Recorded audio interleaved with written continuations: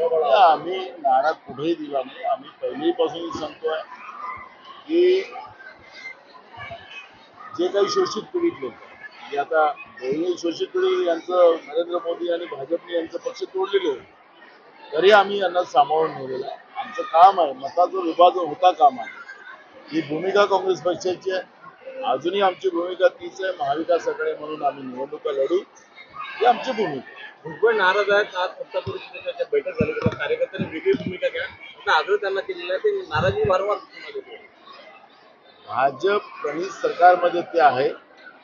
BJP ही OBC लिडरशिपवर नेहमी त्याचा नाश करणं, त्याला संपवणं भाजपचा प्रयत्न राहिलेला आहे. भाजपमध्ये असलेल्या ओबीसी लिडरशिपची काय हालत आहे हे आपल्याला सगळ्यांना माहिती आहे.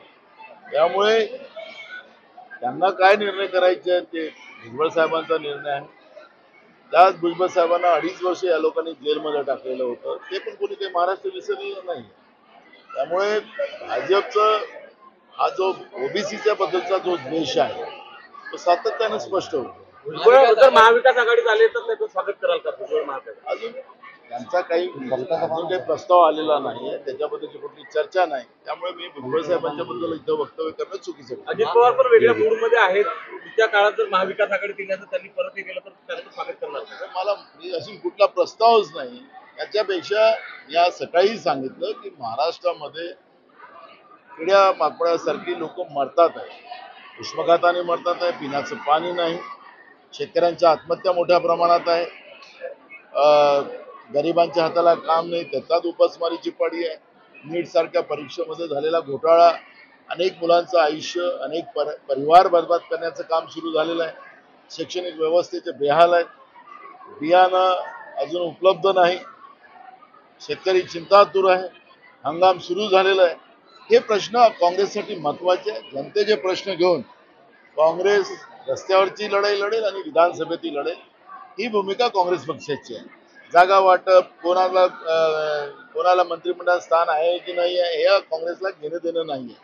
जनतेचे प्रश्न हे काँग्रेससाठी महत्वाचे आहे आणि काँग्रेस जनतेचे प्रश्न घेऊन लढेल आणि त्याच्यावरच काँग्रेसचं लक्ष आहे. महाविकास आघाडीच्या नेत्यांनी विश्वासघात केला असं राजू शेट्टी ते काय बोलले मला माहिती नाही, कशासाठी बोलले ते मला माहिती नाही, कारण की ते सोबतच नव्हते तर त्याचा प्रश्नच नाही. काय बोलले ते मला माहिती. 2 वेळा त्यांनी प्रस्ताव दिला होता, कोणाला दिला होता आमच्याकडे तर नव्हता. नानाभाऊ, सातत्यानं प्रकाश आंबेडकर पराभवानंतर काँग्रेसनं आंबेडकरी जवळ संपवली असा आरोप केलेला आहे. त्यांच्या भूमिकेबद्दल पुढच्या काळात परत त्यांच्याशी काही पॅचअप होऊ शकते का महाविकास आघाडी? बघा, आमच्याकडे कुठला प्रस्ताव नाही, कुठली चर्चा नाही. आम्ही तुम्हाला सांगितलं की आमच्या समोर जनतेचे प्रश्न हे महत्वाचे आहेत आणि काँग्रेसचे प्रश्न घेऊन लढत आहे. त्यामुळे राजकीय चर्चा आज आमच्याजवळ कुठेही नाही आणि आम्ही त्या चर्चेमध्ये कुठेही आमचं लक्ष पण नाही. आमची जनतेसाठी लढाई आहे. महाराष्ट्रामध्ये शाहू फुले आंबेडकर विचार वाचवणं ही काँग्रेसची महत्वाची भूमिका आहे आणि त्यासाठी काँग्रेस पक्ष ही लढाई करते. आंबेडकरांनी ठीक आहे बैठकीत महाविकास आघाडीच्या बैठकीत आपण अनुपस्थित होते, काय नाराजी आहे? वेळेवर मीटिंग ठेवली गेली होती. मी दौऱ्यात होतो, अजूनही दौऱ्यातच आहे. अजूनही मी गेलो नाही मुंबईमध्ये. आज चाललो, उद्यापासून मी कोकणाच्या दौऱ्यावर आहोत आणि ऐन वेळेवर मी नव्हतो. मग त्याच्यानंतर आम्ही स्वतः आमचे पृथ्वीराज चव्हाण साहेब, बाळासाहेब थोरात साहेब आम्ही त्यांना पाठवलं. आमची कुठली नाराजी ठीक आहे.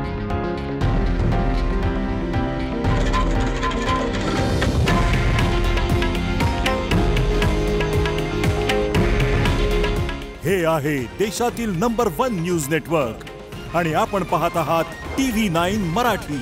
काळजी तुमची, हित महाराष्ट्राचं.